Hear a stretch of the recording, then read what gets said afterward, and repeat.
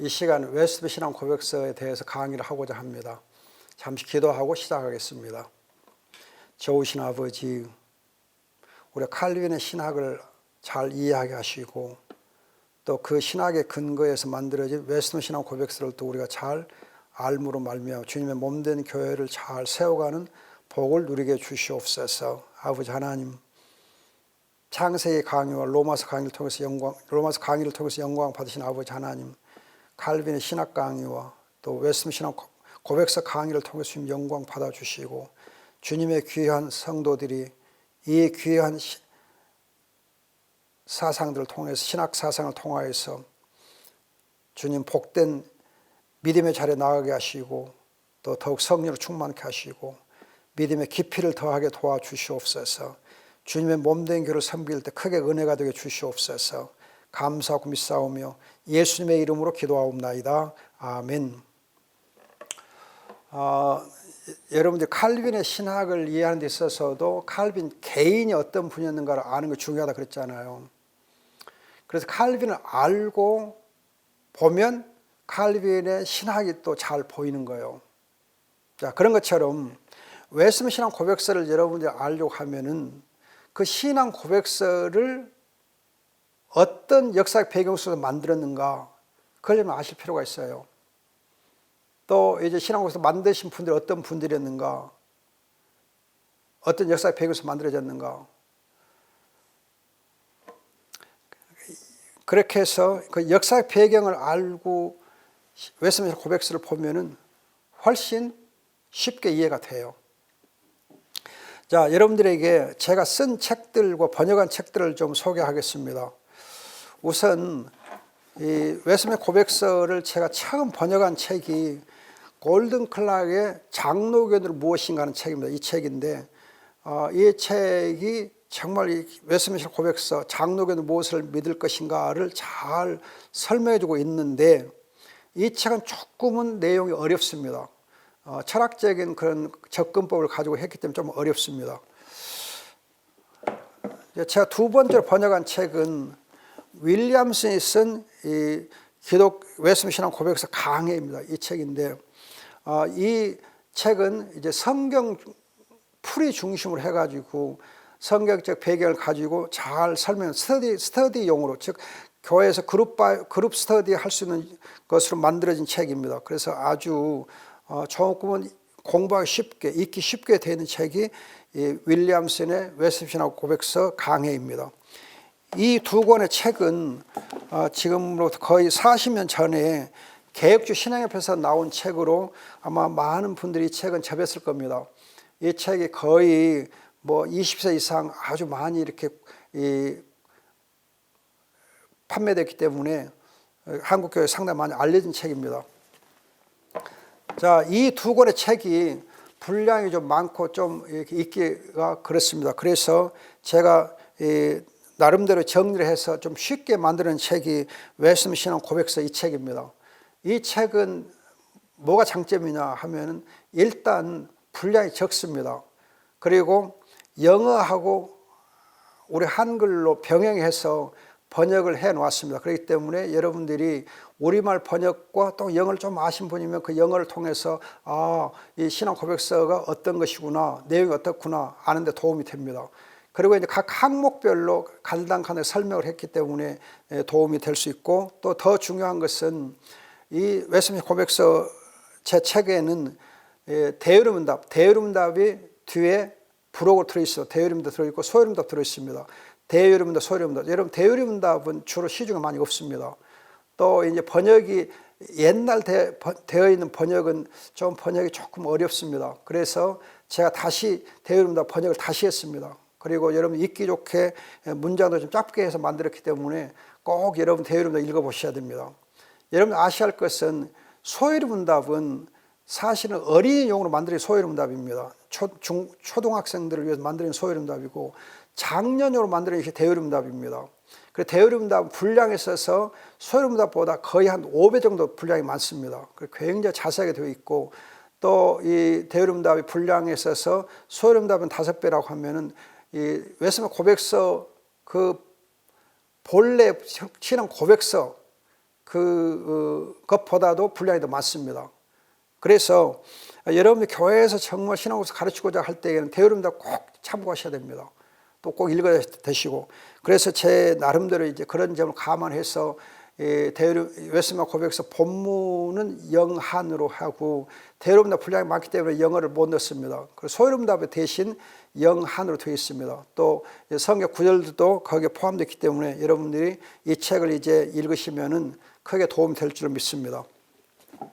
그 다음에 이제 신앙 고백서를 좀 더 쉽게 접근할 수 있고 쉽게 이해할 수 있게 하기 위해서 웨스트민스터 고백서를 바로 배운다 하는 조그만 책자를 만들었습니다. 이 책을 통해서 신앙 고백서가 역사의 배경이 어떻고 구조적 특징이 어떻고 신학적 특징이 어떻고 또 이제 우리가 꼭 알아야 할 부분 어떤 것들인가를 소개해 놓았습니다. 그래서 이 시간에 이 웨스트민스터 신앙 고백서 바로 배운다 이 조그만 책을 통해서 여러분들에게 강의를 해드리고자 합니다.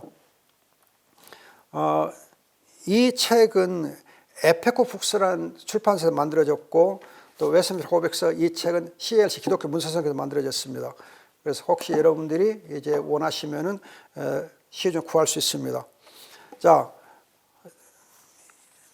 우선 여러분 먼저 웨스트민스터 고백서의 그 역사적 배경을 보면은요, 이 신앙 고백서는 웨스트민스터 그러면 흔히 미국에 있는 웨스트민스터 신학교를 많이 생각하시는데 그게 아니고 웨스트민스터는 영국의 국회의사당을 가리켜 웨스트민스터라고 그럽니다. 그 웨스트민스터 의사당 그러거든요. 거기서 나온 겁니다. 그래서 이 신앙 고백서 만들 때 영국의 의회인 그 웨스트민스터 의회당의 예루살렘 홀에서 만들어졌어요. 그러면 왜 거기서 만들어졌냐 하면은 이제 이 영국의 이제 이 지도자들이 정치자들이 영국 의회에서 신앙고백서를 만들어 가지고 그 신앙고백서 통해서 영국에 추구하고 있는 신앙의 자유를 누리려고 했고 신앙의 자유를 얻고자 했고 그 신앙의 자유를 기초로 해서 영국이 정치적으로 민주화되기를 바랬어요. 민주화가 되기를. 그래서 이제 지금 이 웨스트민스터 신앙 고백서는 17세기 즉 1643년부터 5년 7개월간 그래서 1648년에 이제 만들어지게 되는데 신앙 고백서 완전히 이제 만들어지게 되는데 그렇게 5년 7개월에 걸쳐서 장시간에 걸쳐서 만들어진 것이 이 웨스트민스터 신앙 고백서입니다. 그런데 이제 더 중요한 것은 여러분 알아야 할 중요한 것은 이 신앙 고백서가 만들어진 것은 1618년 19년에 만들어졌던 도르트 신조. 이게 도르트 신조를 배경으로 해서 이 신앙 고백서가 만들어집니다. 이 말은 무슨 말이냐 하면은 1610년부터 나온 것이 바로 알미니안주의입니다. 알미니안주의가 1610년에 나오는데 이 알미니안주의가 화란에서 주장되기 시작했어요. 그러다 보니까 이 화란을 중심으로 해서 이 교회들이 이 알미니안주의와 논쟁을 하면서 만들어진 거가 도르트에서 회의를 통해서 만들어진 도르트 신조가 있어요. 이 도르트 신조에서 이제 5대 강령, 칼빈주 5대 강령이 나온 거거든요. 그러니까 이 칼빈주 5대 강령을 기초로 해서 그걸 배경으로 해서 만들어진 것은 웨스트민스터 고백서예요. 따라서 이제 여러분들이 주의할 거가 칼빈의 신학 이전에는 이 알미니안주의 논쟁이 없었어요. 그런데 1610년 이후로 그러니까 칼빈 탄생 100주년 이후로 이제 알미니안주의가 나오면서 여기에 대한 논쟁이 도르트 신조고 도르트 신조에 근거한 거가 바로 이제 웨스트민스터 고백서예요. 그러면 여러분들이 여기서 하나 이제 기억하실 게 뭐냐 하면은 이 알미니안주의인 도르트 신조가 나온 것을 계기로 해서 이렇게 신앙 고백서가 다시 그때 여기에 근거해서 만들었다는 게 왜 중요하냐면은 여러분들이 칼빈 죽음 이전에 나온 신앙 고백서 하나 있습니다. 그것이 유명한 하이델베르크 요리문답이에요. 하이델베르크 요리문답. 이거 하이드로 여론문답 1563년에 나와요. 칼빈 1564년에 죽거든요. 칼빈 생전에 나왔던 거가 하이드로 여론문답입니다. 얘가 지금 화란의 개혁주의 교회를 중심으로 해서 지금 많이 소개되고 있는 거가 이 여론문답이에요. 그러면 이 하이드로 여론문답은 1563년이기 때문에 1610년보다 훨씬 거의 45년, 50년 전에 나온 거잖아요. 그래서 이 알미니엄 논쟁 이전에 나온 것이 하이드로 여론문답이에요. 그리고 이후에 나온 것이 웨스트민스터 고백서예요. 그러면 이 두 이제 하이드로하고 웨스트민스터하고 어떤 차이가 있느냐, 중요한 차이가 있느냐, 그걸 여러분 주의하셔야 돼요. 그래야 여러분들이 웨스트민스터 고백서는 이런 특징이 있겠구나 아는 거예요. 자, 하이드로 여론문답은 구조가 셋으로 되어 있습니다. 하나는 비참, 즉 죄로는 우리 인간이 비참하다. 그런데 이 비참은 우리가 구원을 받는다. 구원. 죄에서 구원받는다.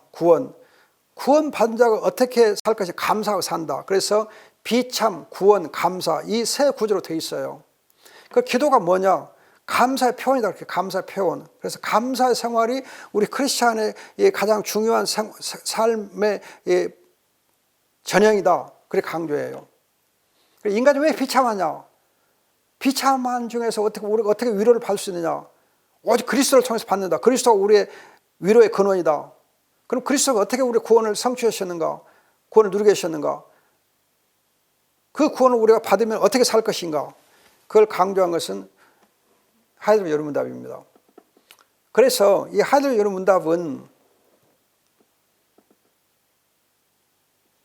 예정론과 관련해서 보면은 예정론을 사실은 안 가르친다고 해도 과언이 아니라 안 가르친다. 예정론을 언급 안 해요. 안 가르쳐요. 그런데 웨스트민스터 고백서는 이 알미니엄 논쟁 속에서 만들어지다 보니까는 예정론이 굉장히 강조돼요. 그래서 우리 웨스트민스터 고백서는 예정론이 아주 자세하게 나와 있어요. 그런데 하이드로 여론문답은 예정론이 없어요. 실제적으로 없어요. 안 가르쳐져요. 그럼 이 사실을 여러분 어떻게 또 이해하면 좋냐 하면은 우리 장로교회 헌법에 보면, 헌법책 보면, 장로교회 헌법책 보면 제일 앞에 신조가 있어. 신조. 12신조라고 해서 12가지, 12조항으로 되어 있는 신조가 있어요. 얘가 지금 처음 장로교회의 신조였어요. 그리고 이 장로교회가 나중에 이제 우리 웨스트민스터 고백서를 이제 헌법으로 채택하거든요. 웨스트민스터 고백서 웨스트민스터 고백서 받아들이기 전에 우리가 채택했던 것이 12신조라 12신조. 그러면 12신조에는 예정과 관련해서 중요한 포인트가 예정론이 없어요. 안 가르쳐요. 예정론을 신조에서 안 다루어 놨어요. 그저 하나님 세상을 사랑해서 그가 택하신 백성을 구원받게 하셨다. 요한복음 3장 13절에 16절에 근거해서 하나님 세상을 사랑해서 하나님의 백성들이 택한 백성이 구원받게 하기를 기뻐하셨다. 그 말만 있어요.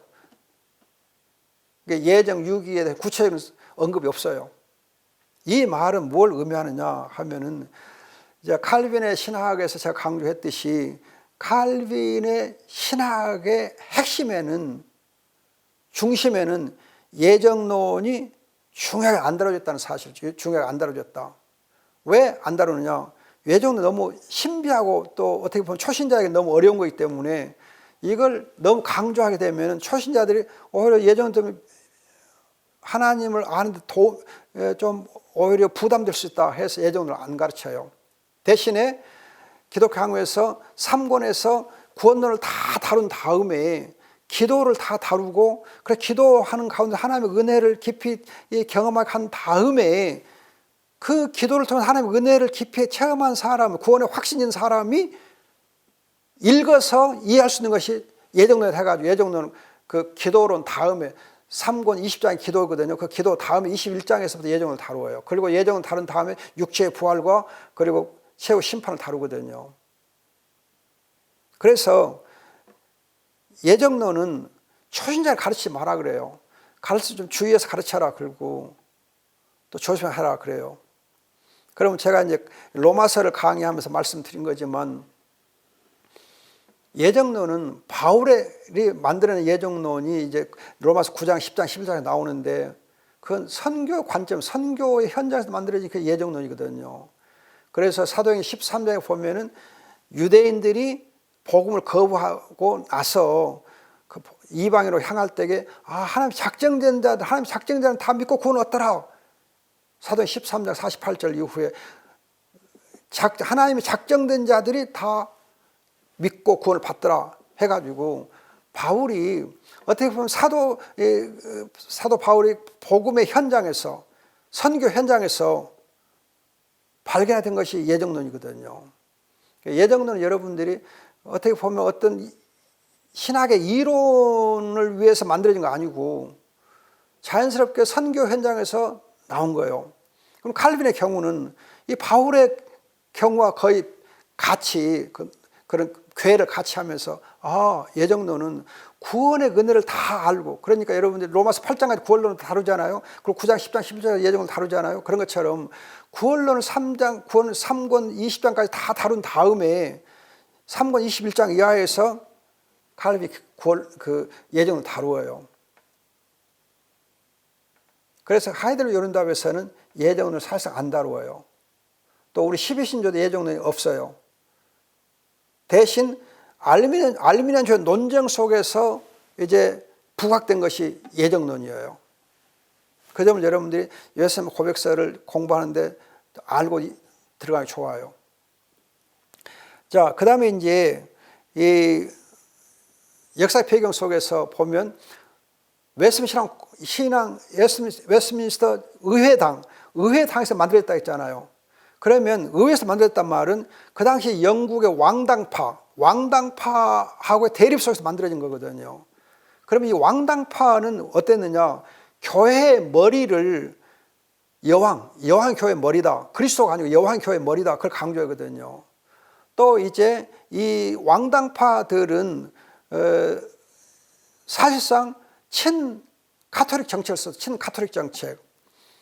그래서 의회파가 주장하고 있는 그런 이제 어떤 이제 종교 개혁 사상을 싫어했어요. 친카톨릭 정책을 썼기 때문에.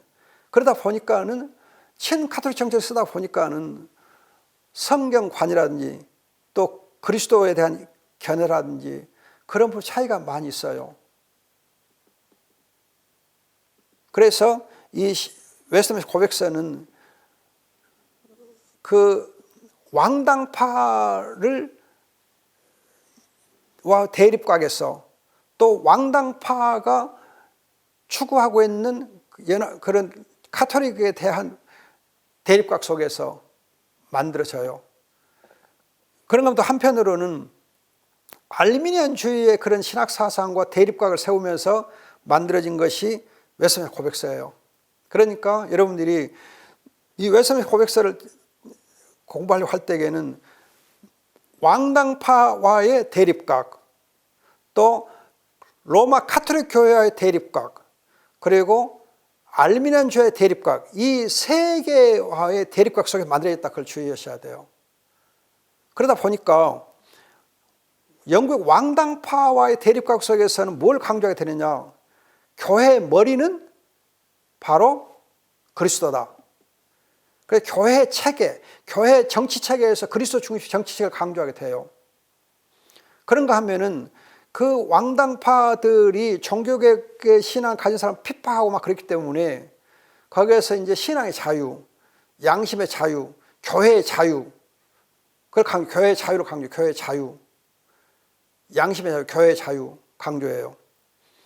이에 비해서 이제 그 카톨릭과의 이제 이 대립각, 카톨릭의 대립각에서는 뭘 강조하게 되느냐 하면은 성경관, 즉 성경의 권위가 교황의 권위보다 앞선다. 여러분, 카톨릭에서는 교황의 권위가 성경의 권위보다 앞선다고 강조한 거거든요.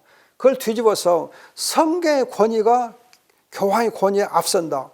그래서 성경의 권위 절대적이다. 그래서 신앙 고백서는 성경의 권위와 관련해서 이 성경에 대해서 제1장, 여러분 신앙 고백서가 웨스트민스터 고백서 33장으로 되어 있는데 1장에서 가장 자세히 성경에 대해서 진술해 놓아요. 특히 성경 권위에서 진술, 성경 권위에서 굉장히 진술해 놓아요. 자세하게. 그래서 성경의 권위가 바로 교회의 권위보다 앞선다. 교황의 권위보다 앞선다. 성경의 절대성을 강조한 것이 이런 이제 반 카톨릭적인 대립각 속에서 만들어진 거예요. 그런가 하면은 또 이제 이 성경의 권위를 인정하지 않고 성경 중심 아니기 때문에 맹신 또는 어떻게 보면 미신적인 그런 신앙을 이제 어떻게 보면 가르쳐 왔던 것이 카톨릭이에요.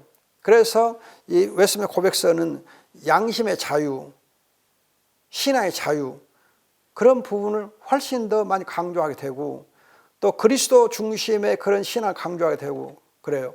또 교회가 어떤 것이냐, 교회에 대해서 자세하게 얘기하면서 또 카톨릭의 그런 교회에 관해서 성례, 성찬, 성례, 세례, 성찬 그런 성례와 관련해서 또 자세히 또 논해요. 교회하고 교회 예배에 있어서의 그런 성례, 즉 세례와 성찬을 자세하게 또 규정해 놔요. 또 교회 체제가 어때야 하는가 강조하거든요. 그런가 하면은 알미니안주의 대립각, 알미니안 대립각 속에서 또 신앙고에서 만들어졌기 때문에 웨스턴 신앙고에서 만들어졌기 때문에 알미니안주가 얘기하고 있는 죄의 그런 심각성을 얘기 안 하잖아요. 알미니안주가. 그래서 원죄 문제 자세히 다룬 것이 웨스턴 고백서예요. 원죄를 자세히 다루어요. 그래서 웨스턴 고백서는 이 죄하고 관련된 자유의지, 의지의 자유 이걸 같이 다루어요. 그래서 원죄가 무엇인가 다루고 그 원죄와 관련해 가지고 죄 아래에 있는 인간 또 그 이전에 본래 상태에 있는 인간이 어떤 인간은 어떤 존재였고 그래서 원죄로 말하면 우리가 죄를 범하게 되는데 그 죄 아래에 있는 인간은 어떤 존재고 그 다음에 이제 하나님 그리스도를 통해서 은혜를 입혀서 구원을 받게 되는 은혜 아래에 있는 인간은 어떤 존재고 그 다음에 우리 육체가 부활할 때 영광 상태에 있는 인간은 어떤 존재인가 그런 이제 부분을 신앙고에서 자세하게 다루어요.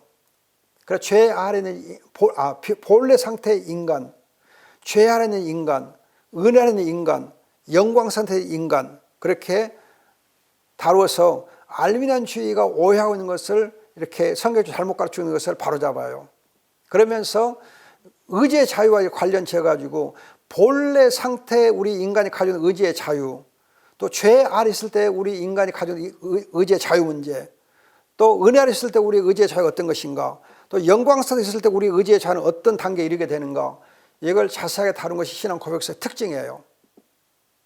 그래서 여러분들이 이런 이제 영국의 왕당파에 대한 대립각 속에서 어떻게 신앙 고백서가 진술하고 또 이 로마 카톨릭과의 대립각에서는 어떤 것이 강조되고 또 알미니안주의 대립각 속에서는 뭐가 강조됐는가 그걸 여러분들이 염두에 둔다고 하면은 신앙 고백서를 공부하고 또 아는데 굉장히 크게 도움이 돼요.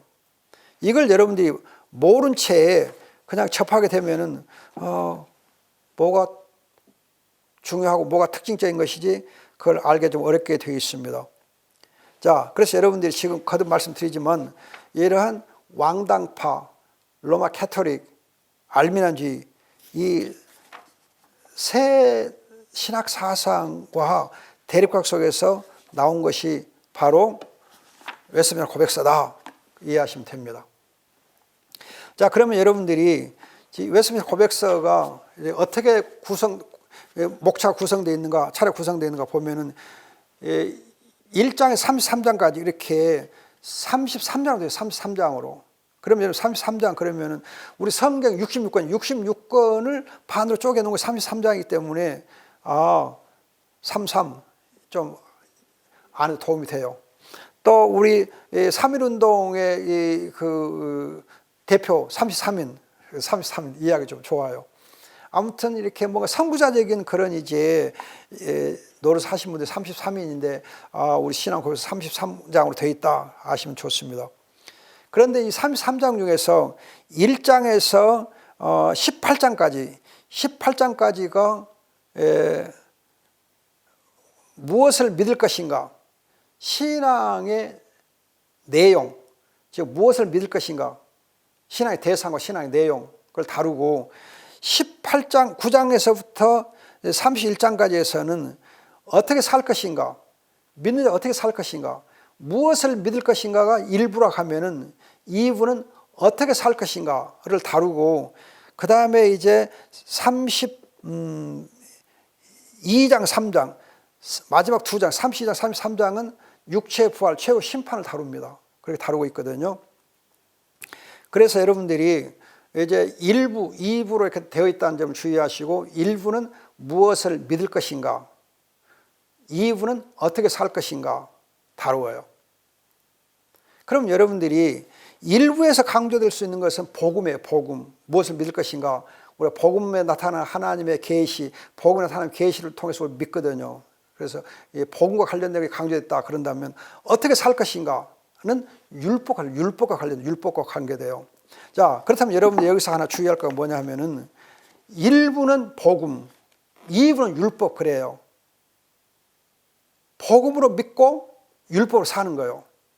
그럼 흔히 우리는 복음과 율법은 대립된다, 상충된다 이렇게 생각을 해요. 상충된다. 그런데 칼빈의 신학이나 웨슬리 신학 고백서의 신학에서는 율법과 복음은 대립되지 않아요. 율법주의와 복음은 대립돼요. 율법주의. 율법주의적 행동, 행위가 대립되는 것이지 율법 자체가 대립되는 거 아니에요. 그래서 칼빈의 기독교 강의 보면은, 칼빈 기독교 강의 보면은 율법은 복음을 계시해주고 있는 하나님의 말씀이라고요. 복음이 나타나는 것이 율법이다 그래요. 복음을 나타내주고 있는 게 율법이다 그래요. 그래서 율법과 복음은 상충되는 거 아니고 율법을 통해서 복음이 계시가 돼요.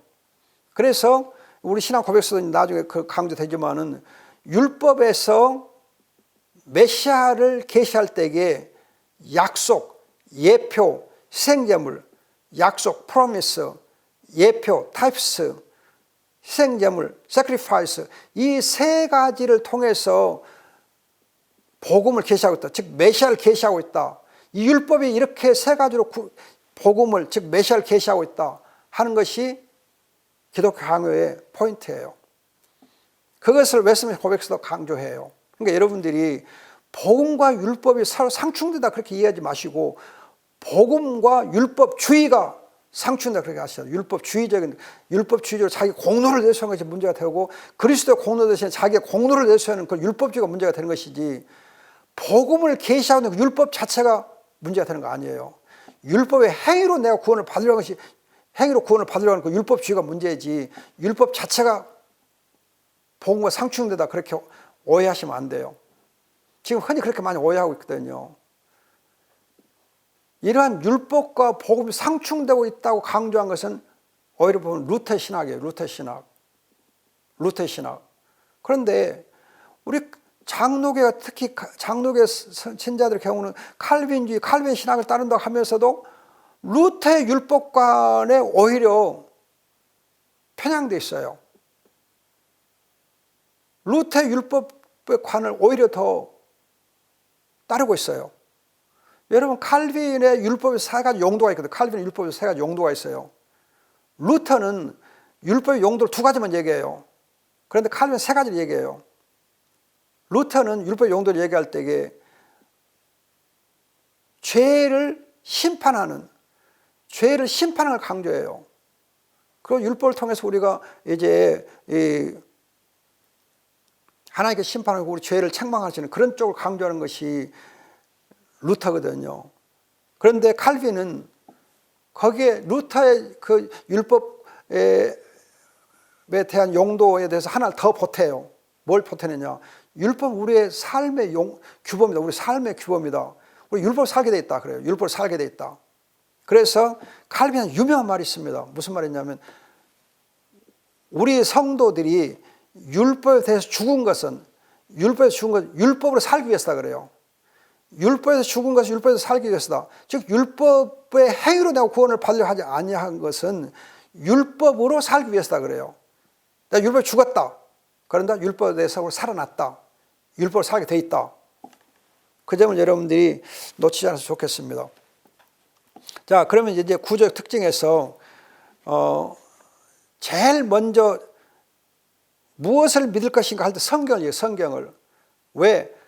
우리가 믿을 때에 성경을 근거로 해서 성경이 가르치는 대로 믿어라. 성경이 가르치고 있는 하나님, 성경이 가르치고 있는 그리스도, 성경이 가르치고 있는 그런 구원의 여러 복음을 성경으로 믿어라.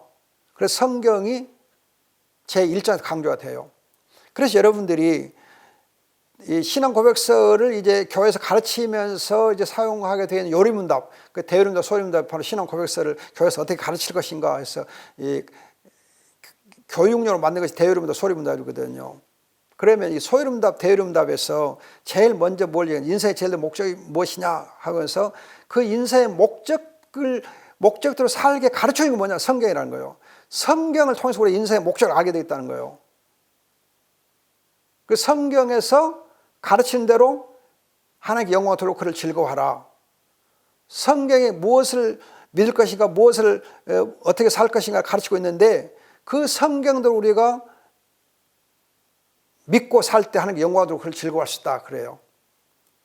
그래서 성경을 통해서 인생의 목적을 알라 그렇게 말하는데 그건 이제 요리문답이고 제1장 신앙고백서 제1장에서는 성경에 대해서 자세히 얘기하는데 뭘 강조하느냐. 특히 성경에서 아까도 말씀드렸지만 로마 캐토릭의 성경관과 대립각을 세워요.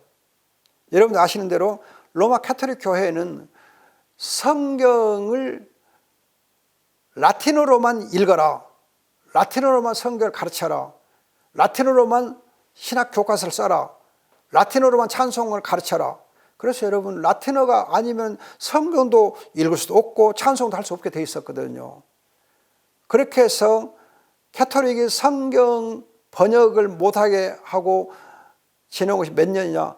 1960년까지니까 거의 캐토릭이 이제 거의 뭐 5세기부터 시작됐다 하면 1500년 동안 성경 번역을 못하겠어요. 자국어 번역을 못하겠어요. 그래서 그냥 모든 찬미도 다 라틴어로 하고 막 그랬어요.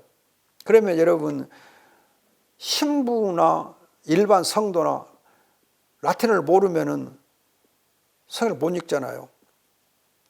그래서 캐토릭은 교회의 권위, 교황의 권위가 성경 권위가 앞서게 됐어요. 그리고 미신과 맹신이 이제 교회 안에 판을 치게 되거든요. 이런 이제 교회와 교황의 권위 때문에 이 성도들의 신앙이 미신과 맹신에 빠진 걸 보고 여러분 이제 라틴어만 가지고 교회에서 강조했기 때문에 천주교가 이 주도적 세력으로 되어 있는 그런 국가의 경우, 특히 남미의 경우는 맹신, 미신적인 강해지고 또 글자가 없으니 글자를 못 읽게 하니까 결국은 문맹률, 글을 못 읽는 율이 95%막 그랬어요. 어마어마했어요. 그러니까 교회 성도의 신앙의 수준이 향상될 수가 없는 거죠.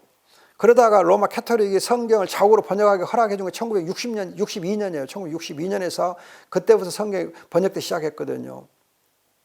아무튼 이런 카톨릭의 성경에 대한 그런 잘못된 것 때문에 웨스트민스터 신앙 고백서는 성경에 대해 굉장히 강조하면서 왜 성경을 이제 성도들이 읽어야 되는가? 왜 성경을 자국으로 번역해야 되는가? 그런 이제 성경의 필요성, 성경의 권위, 또 성경을 왜 성도들이 읽어도 되는가? 왜 스스로 연구해도 되는가? 그런 이제 성경의 그런 특성들을 자세하게 설명을 합니다. 자, 그래서 여기서 여러분 주의할 거 있어요. 뭐냐면은 성경은 목사만 연구할 수 있게 되어 있는가? 성경은 목사만 설교가 되어 있는가? 성경은 목사만 가르칠 수 있는가? 아니에요. 모든 성도는 성경을 읽을 뿐만 아니라 스스로 연구하고 스스로 또 교회에서 가르칠 수 있고 연구할 수 있고 하는 거예요. 물론 신학을 공부하지 아니한 평신도가 성경을 읽고 묵상하고 공부하다 보면 조금 오류가 생길 수 있어요. 그런데 의외로 여러분 평신도들이 성경을 잘못 해석해 가지고 교회 안에 신학적 분쟁이나 문제가 생겨난 건 없어요. 교회 역사적으로 평신도 때문에 성경 해석에 문제가 생겨난 경우는 없어요. 평신도 때문에 성경 해석이 달라졌고 교회가 분열된 경우는 없어요. 그것 때문에 신학적 논쟁이 생겨난 경우는 없어요. 제가 이제 이 대학교 다닐 때부터 평신도들의 그런 선교단체에서 대학 선교단체가 성경을 공부를 해와서 그런 것들이 더 깊이 몸에 배어 있는데, 제가 평신도로서 대학교 다닐 때부터 성경을 가르쳤어요.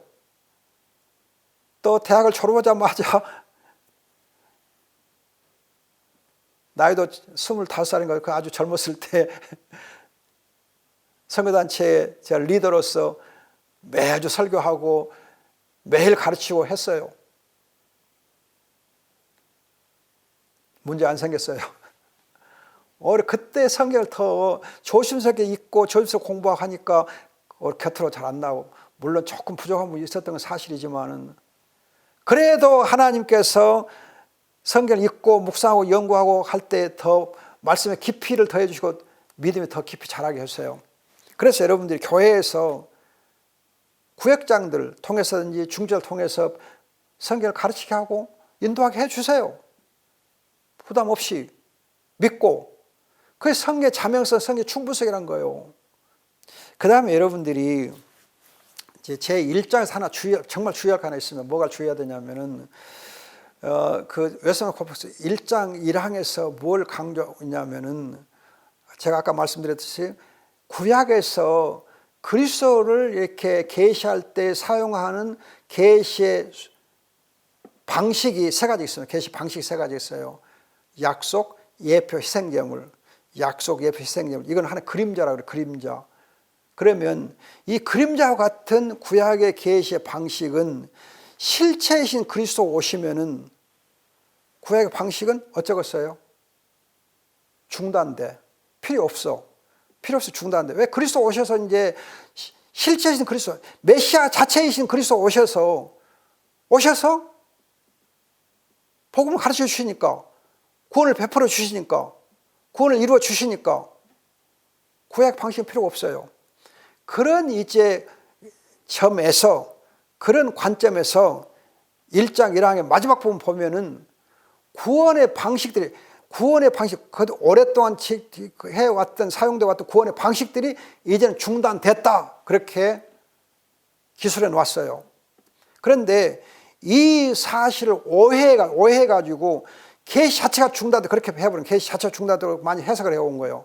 계시 자체가 중단됐다. 그래서 지금은 계시가 없다. 그렇게까지 발전되어 버린 거예요.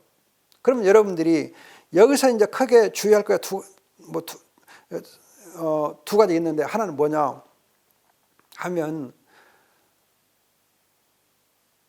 하나님께서 계시를 하실 때 계시의 수단, 계시의 방식 말고 계시의 수단이 있어요.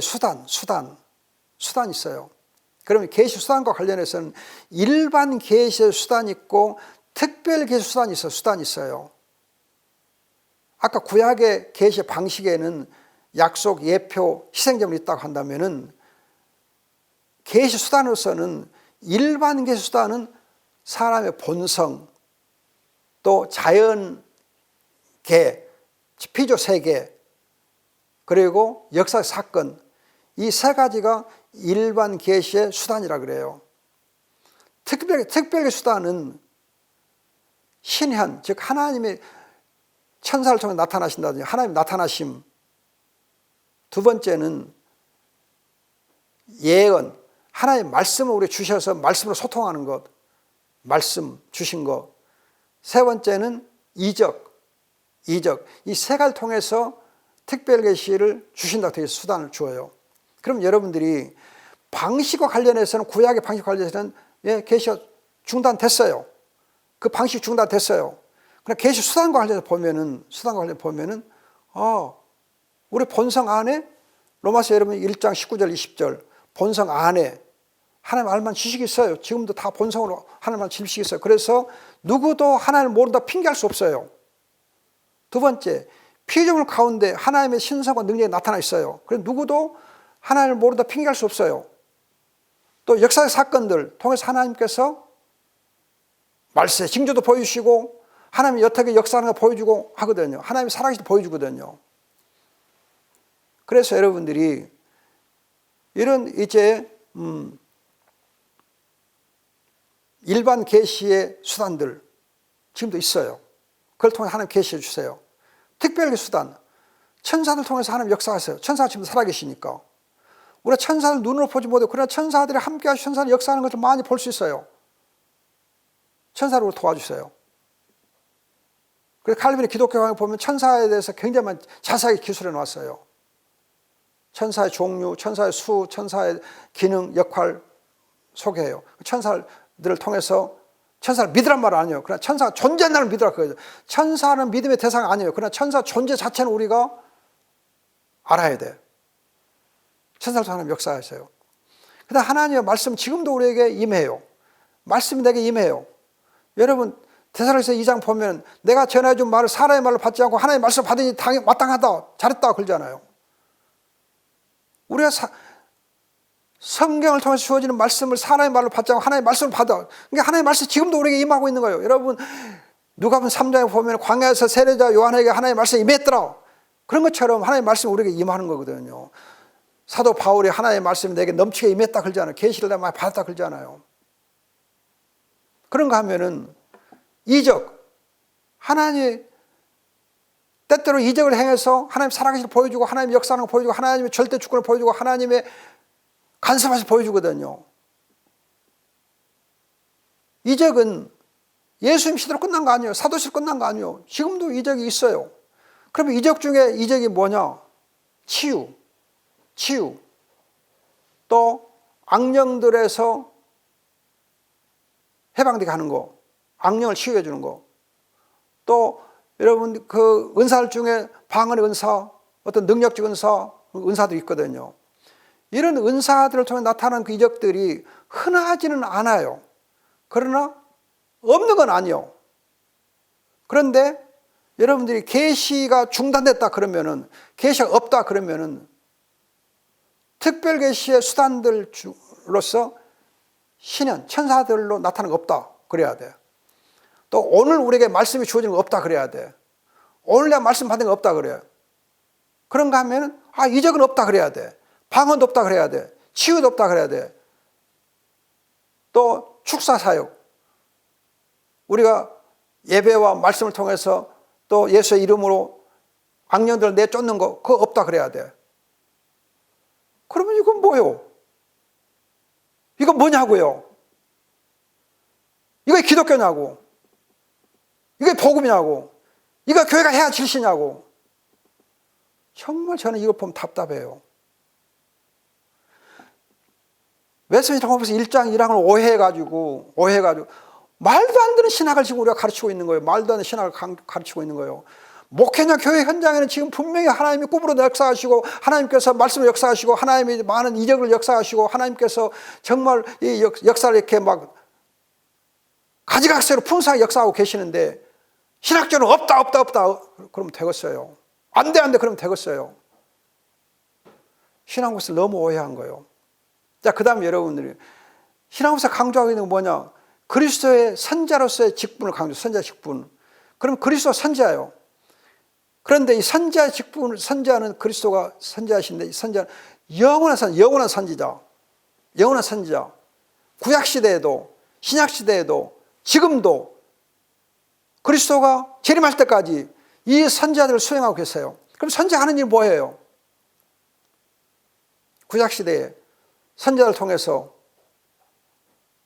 참 선지자이신 대선지자이신 그리스도가 사람들인 선지자를 통해서 말씀을 계시해 주셨잖아요. 신약 시대에는 자신이 친히 계시해 주시면서 또 사도를 통해 계시해 주세요. 그럼 지금은 어떻게 생각? 선지자이신 그리스도가 교회를 통해서 성경을 가지고 교회를 통해서 성령으로 지금도 성경을 가지고 말씀을 계시해 주세요. 그게 그리스도의 선지자 직분이에요. 그럼 그리스도가 영원한 선지자이시다고 하면은 과거에도 신약시대에도 지금도 앞으로도 계시를 하게 돼 있어요.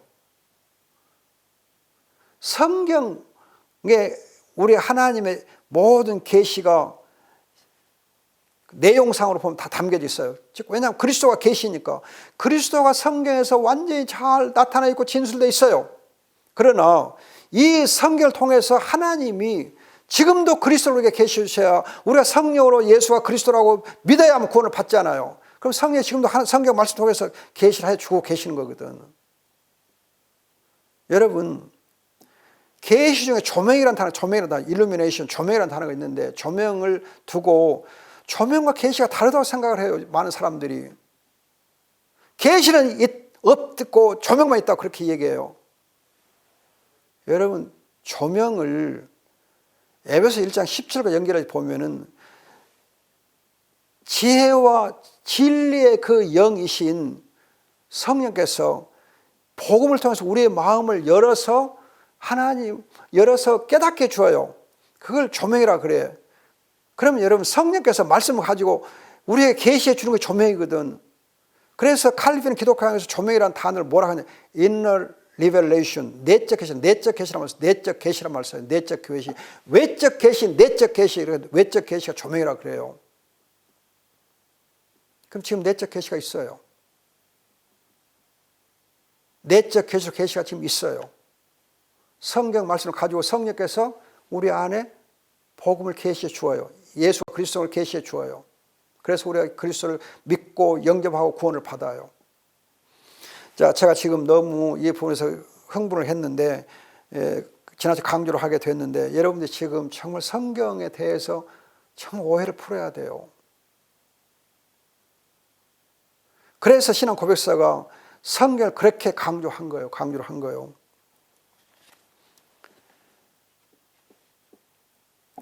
그 다음에 여러분들이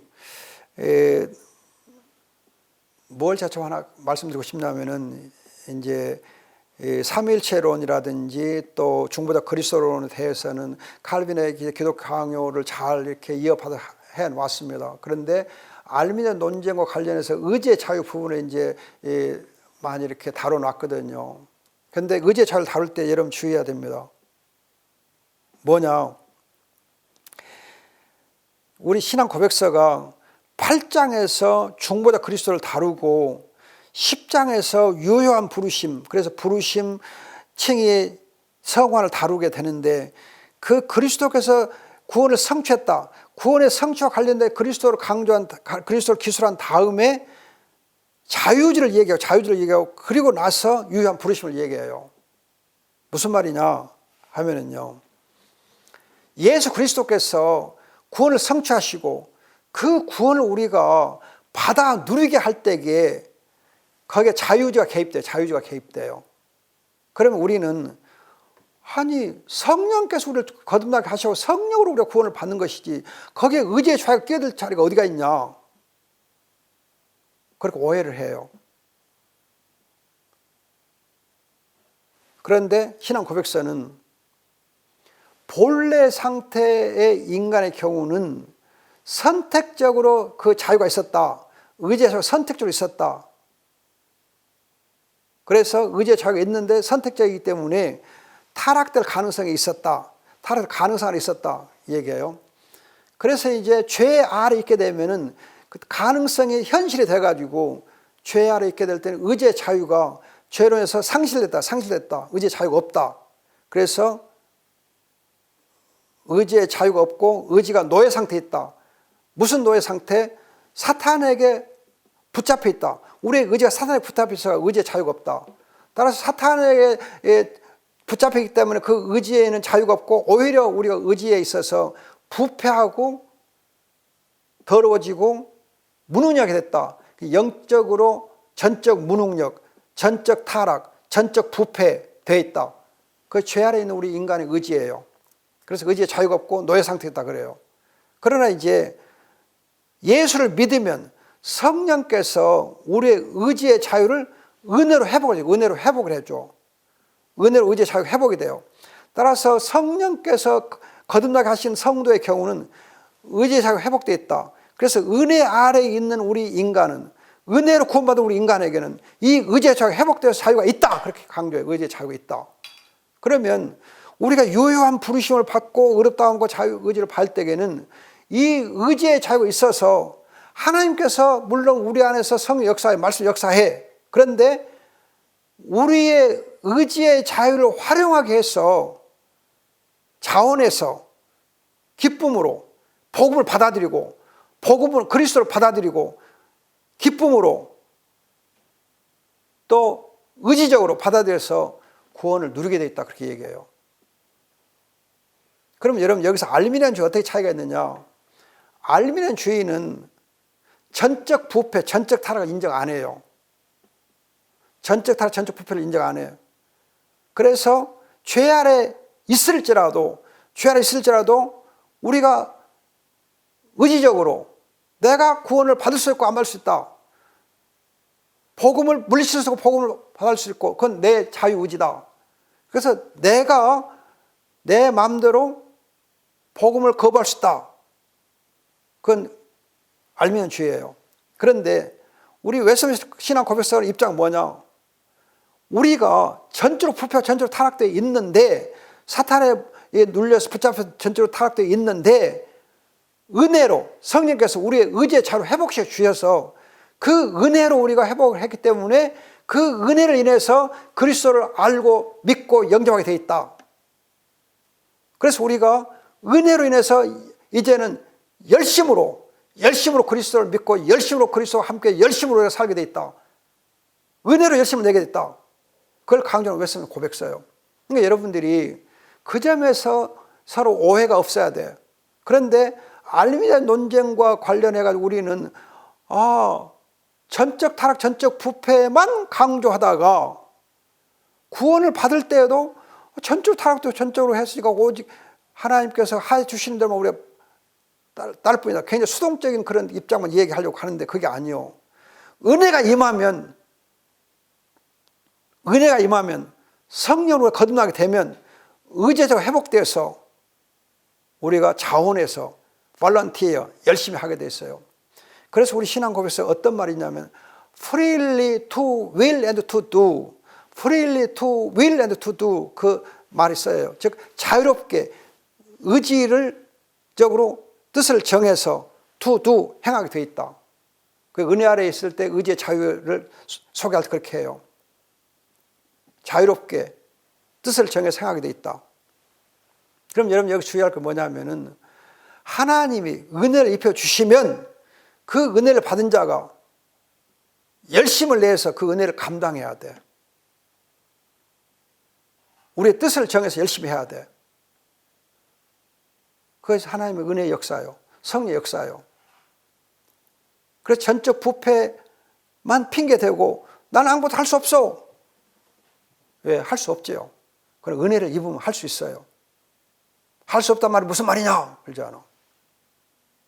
주의 뜻대로 행하옵소서.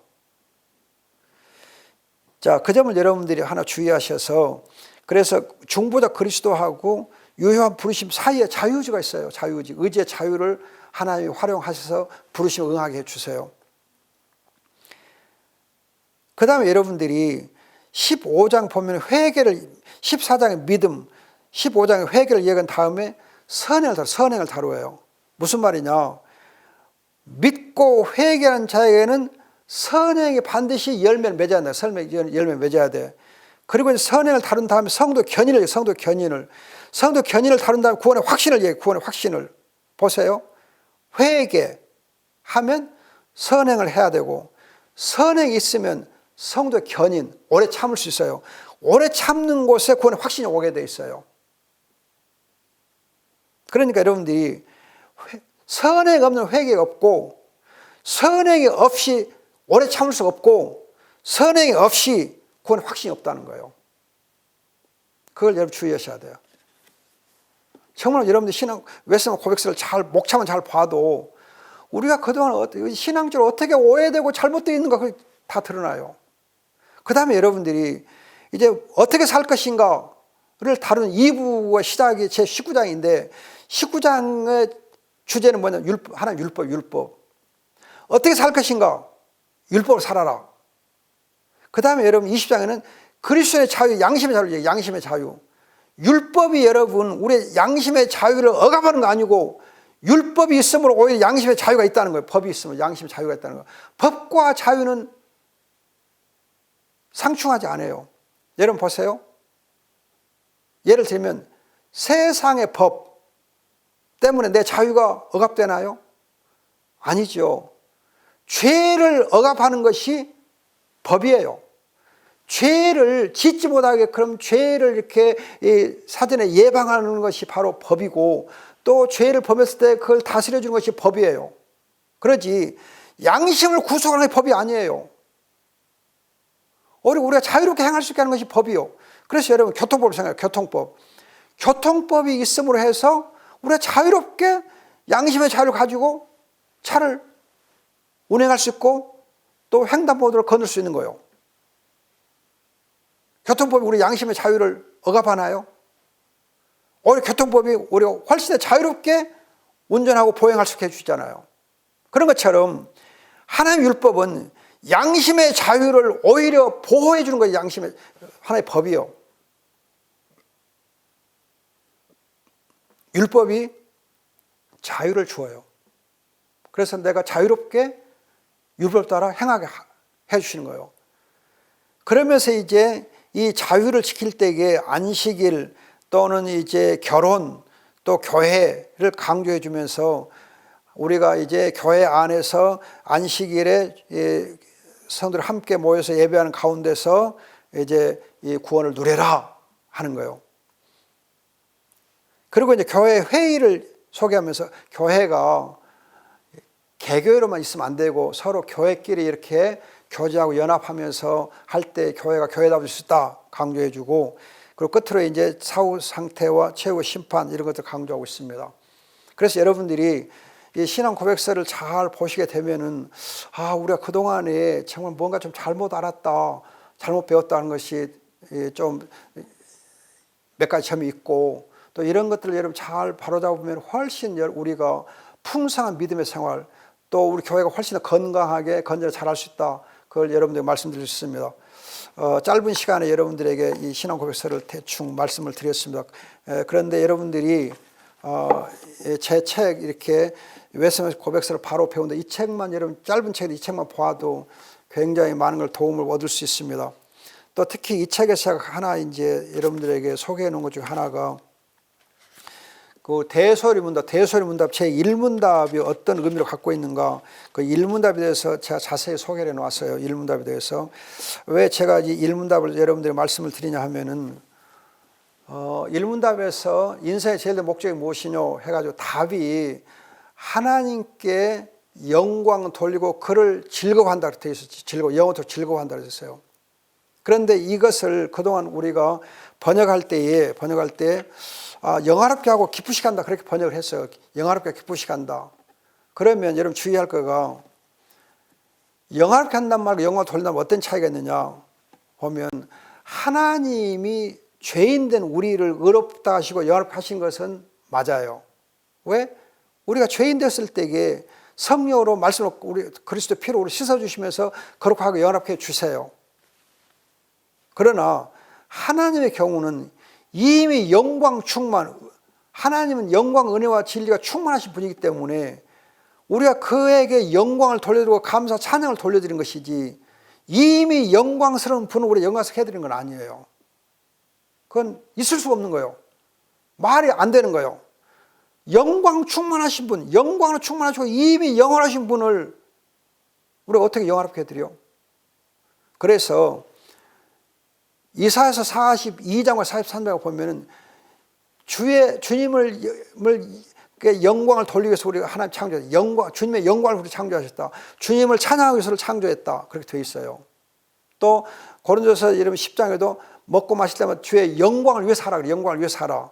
또 로마서 1장 20절도 여러분 하나님께 영광을 돌리고 그걸 감사하게 된다. 영광을 돌리고 감사한다 그래요. 여러분 하박국서 이제 3장에 보면 하나님의 구원을 기뻐하고 즐거워한다. 구원을 하나님 즐거워 기뻐해요. 그러지 기쁘시게 한다 그래요. 물론 하나님을 기쁘시게 해야 될 필요 있어요. 그러나 즐거워함으로 기뻐하라. 즐거워함으로 기뻐하는 것이지 그냥 기쁘시게만 하는 거 아니에요.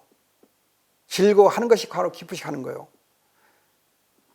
그래서 인생의 제일 목적을 잘못 알기 쉬운데 그게 아니고, 영광과 감사를 돌려드리고 그를 즐거워하는 것이 인생의 제일 목적이에요. 그래야 우리 행복한 거예요. 영광 돌리고 즐거워해요. 그래서 영광 돌린다면 그에게 존귀를 돌려드리고 하나님을 찬양하고 그런 거죠. 찬양을 돌려드리고 하나님을 기쁘시게 하고 하나님께 감사를 돌리고 하나님을 이렇게 그래서 영광 돌린다, 감사를 돌린다 그렇게 하고 찬양을 돌린다 그래요. 호흡 있는 자면 하나님 찬양할지어다. 하나님 찬양하는 게 바로 영광을 돌리는 거예요. 그리고 찬양하도 하나님 즐거워해, 만족해. 그 인생의 제일 목적이에요. 그 점을 여러분 또 오해 안 했으면 좋겠습니다. 아무튼 짧은 시간에 여러분들이 외세나 고백서에서 강의를 들으셨는데 크게 여러분들 도움이 됐으면 좋겠습니다. 이 신앙 고백서를 통해서 교회에서 여러분 교회를 잘 섬기시고 또 풍성한 구원을 누리시기를 축복합니다. 고맙습니다. 감사합니다.